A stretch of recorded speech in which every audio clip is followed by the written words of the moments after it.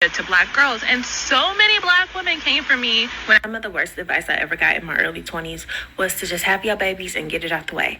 Like, I was in a relationship at the time and I was in nursing school, and I feel like people was asking me more like, when you gonna have a baby versus asking him when he gonna pop the question. Like, but it's like when you say, oh, I don't want to have a baby without a ring, it's like, oh, you bougie.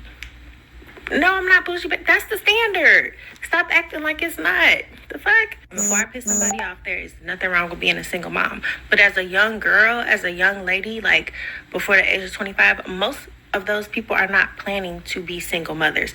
Now, it's one thing when you get in your 30s and 40s and you like, fuck it, I'm ready to have a baby with or without my man.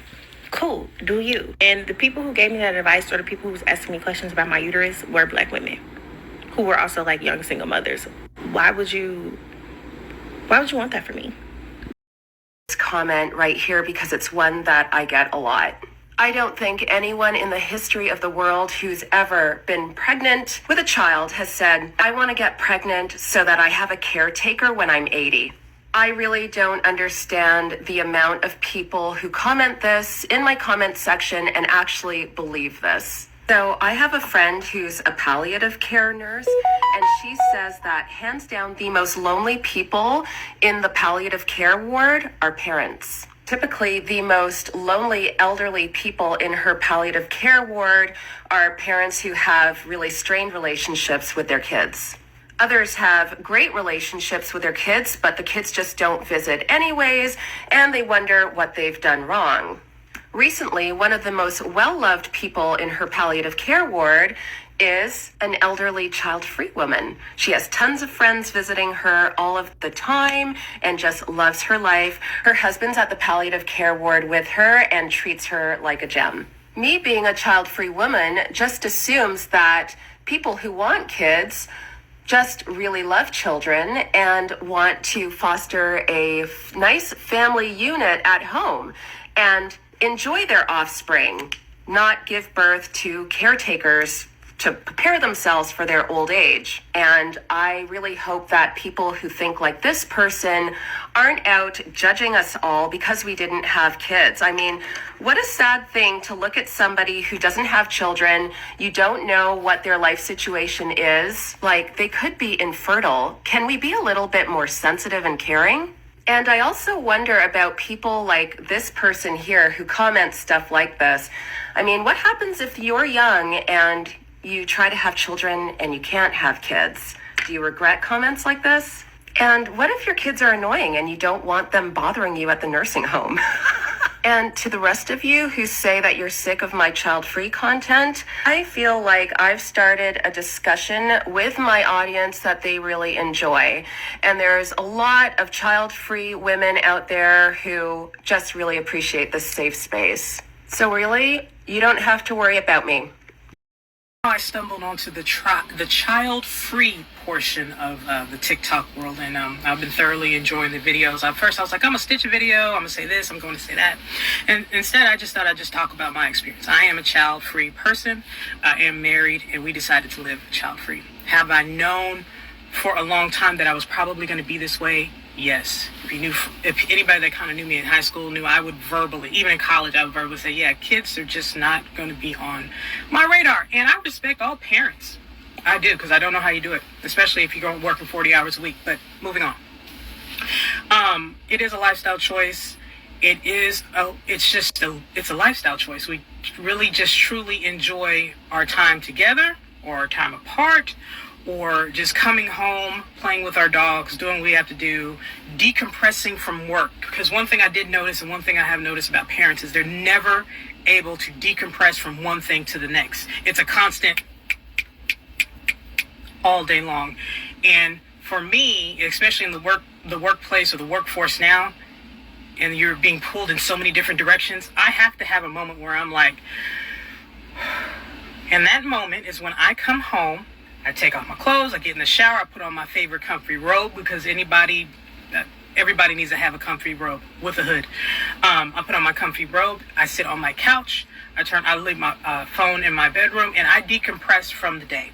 I knew very early on in my career or in my life that I have to have moments where there is silence and where I just have time to myself. Probably a lot of that comes from me being the only child. I do understand that. I like to be by myself. There's a little bit of introvertism there, but I am married to a slight introvert, although he can be extrovert in public more than I am. But yeah, it's just, I need that alone time. I need that moment where I can just breathe, contemplate on my day, think about anything I may have did wrong or right, how I could have done something better without having to constantly, where is little so-and-so at? What are they doing? How can I help them with their home? But again, respect to everyone that has children. But for us that do, and the other big thing on that side of the TikToks is, well, you make it a part of your whole life, and you talk about how awesome it is to be child-free. It is actually. It actually is awesome. You can stop, you can drop anything and just go anywhere and not have to find babysitters or anything like that. So it is an awesome lifestyle.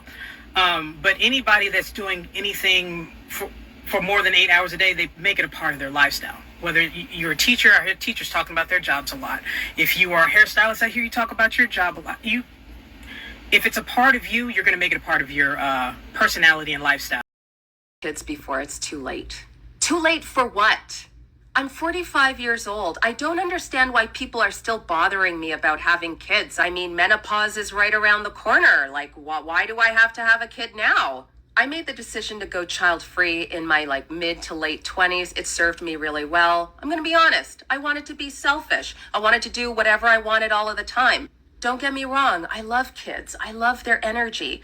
After the age of 5, toddlers seem like a lot of work. They're always screaming and they're always crying and puking, and I just couldn't.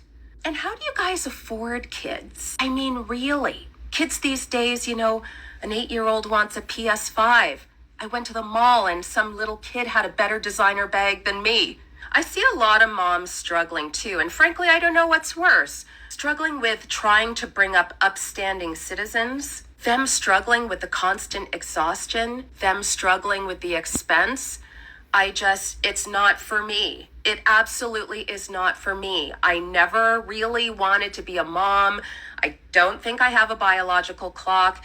If you make the decision to be child-free, stick to it. Don't let anybody sway you, because they will try until you are lying in your coffin to make you have kids. That when you tell people you don't want kids, they think you hate kids. And how this came about is I'm seeing my friend's newborn. I love this baby with all my heart. The baby is the cutest thing ever. I am crying, I am weeping, I am ecstatic.